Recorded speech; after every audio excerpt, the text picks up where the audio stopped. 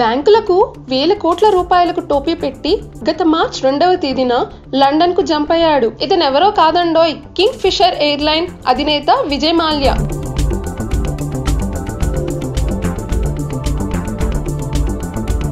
భారత్ పోలీసుల శాఖ విజ్ఞప్తి మేరకు స్కాట్లాండ్ పోలీసులకు చిక్కాడు. కొద్దిసేపటి క్రితం మాల్యాను అరెస్ట్ చేసినట్లు తాజా సమాచారం.